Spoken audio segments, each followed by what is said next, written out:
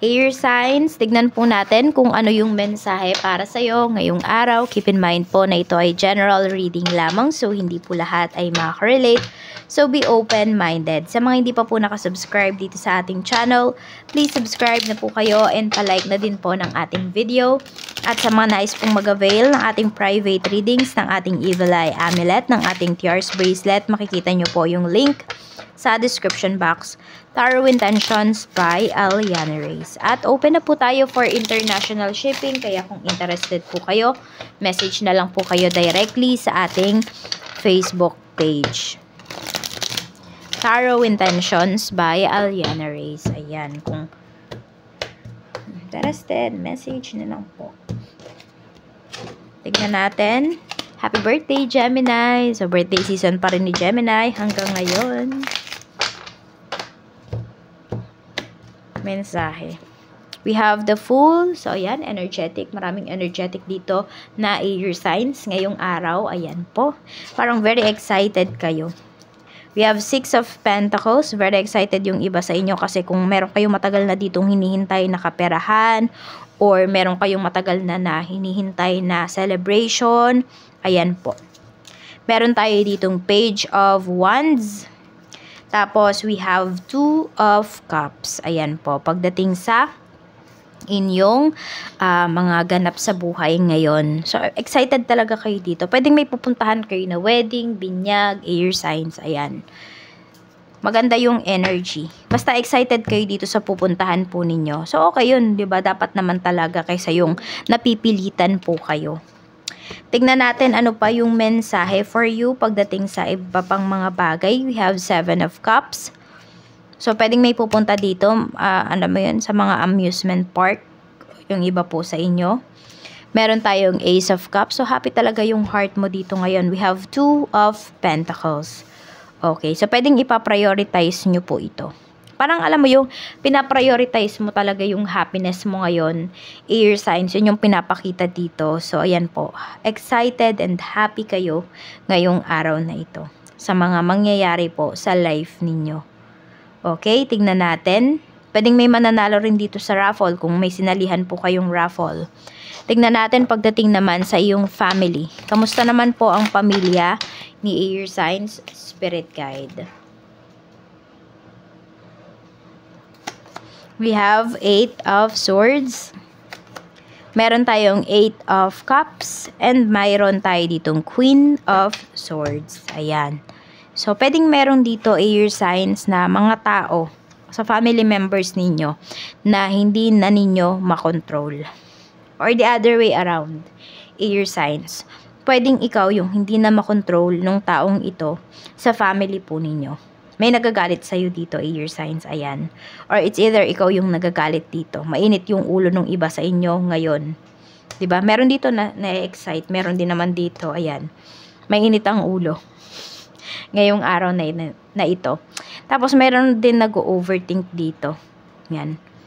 Kasi pwede pong may mga signs and signals kayo na nakikita, pero pwedeng binabaliwala po ninyo.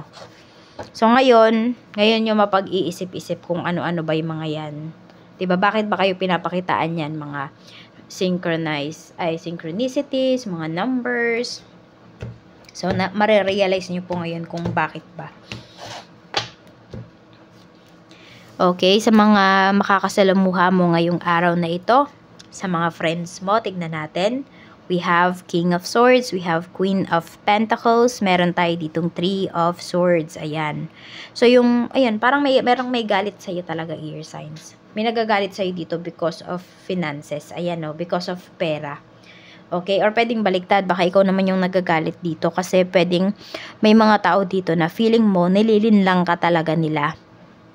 Meron kasi dito pwedeng nagpapanggap, ayan o. Pwedeng meron kang sinisingil, air signs, pero nagpapanggap yung taong to na wala siyang pera.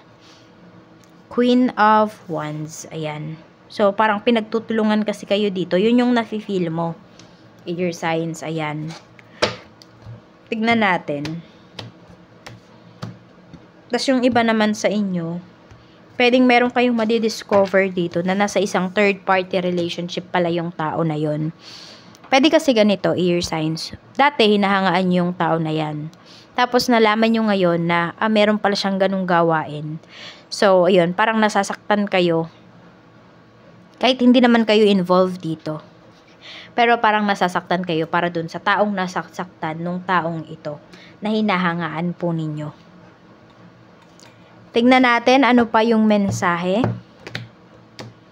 Ayan, mensahe pa po pagdating naman sa iyong kaperahan. Sa kaperahan naman po, Spirit Guide, we have Knight of Swords, we have Seven of Wands. More on naghihinay-hinay po kayo dito. Ayan.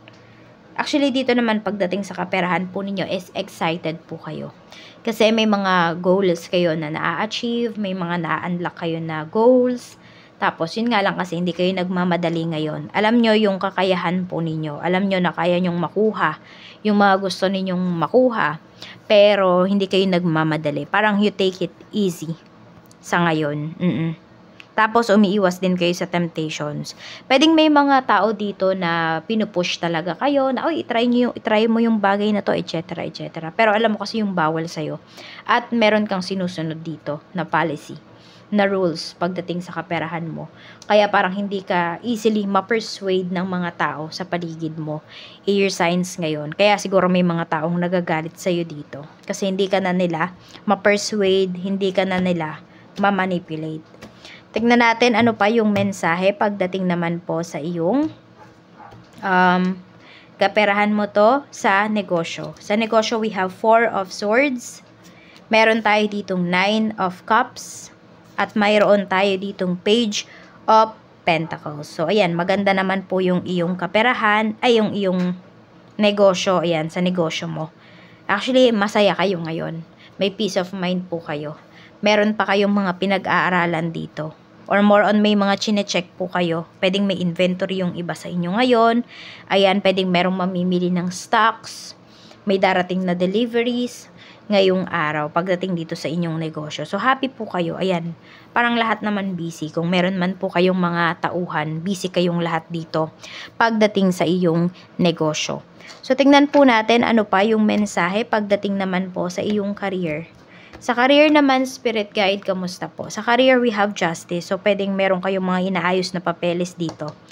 Okay? Pwedeng merong dito, nag-ayos kayo ng papers. Pwedeng exam yan. Okay? Pwedeng may iti-take kayo na exam. Yung iba po sa inyo, pwedeng lilipat na kayo ng ibang country kung nasa ibang bansa man po kayo. We have 5 of Cups. Yan, meron nga kayong pinanghihinayangan dito sa current job ninyo. Parang sinasabi niyo nagsayang lang kayo ng ano dito, ng taon. Pero actually hindi. Meron kayong natutunan dyan, air signs dito sa trabaho po ninyo. So, kailangan nyo lang din talaga sigurong maranasan yon. Ayan, kung naiisip mo man, nagsayang ka lang ng taon dito, ng kontrata dito sa isang trabaho na to, or dito sa current job mo, kailangan mo po yung pagdaanan para mas ma-appreciate mo yung susunod mong trabaho. So, we have 5 of Swords. Ayan po. So, yun. Pwedeng may naninira pala sa'yo dito. May 50-50 energy tayo dito. So, kung yung iba po sa inyo, ayun, kung sabi ko nga, pwedeng may lilipat dito ng ibang bansa, pag-isipan nyo pong mabuti. Okay? Baka nadadala lang po kayo ng inyong emosyon. So, pag-isipan mo yung mga bagay-bagay na gagawin mo dito. Tignan natin, okay? Ano ba yung gustong sabihin sa'yo nung taong ito na hindi mo na nakakausap? Okay, no contact na kayo nito. Pwedeng ikaw, ito yung gusto mong sabihin sa kanya. Pwedeng ito yung gusto mong sabihin sa sarili mo or gusto niyang sabihin sa'yo. Okay, tignan natin. We have, I never expected to fall in love with you so quickly. Okay. Nagustuhan ka kaagad. Hindi, minahal ka kaagad nung taong to. Ayan po. Marami bang nafo-fall sa'yo? Air signs? Or ikaw yung tipo ng tao na hindi ka mabilis ma-fall, pero nung nakilala mo yung taong to, na-fall ka kaagad sa kanya. Pwede kasi na pwedeng ikaw to, sinasabihan mo yung sarili mo niyan. So, 17, 53, 13, 29, 55, and 16. Yan po yung inyong lucky numbers. Maraming salamat po sa walang sawang pagsuporta ninyo dito sa aking channel. Mag-iingat po kayo always and more blessings to come.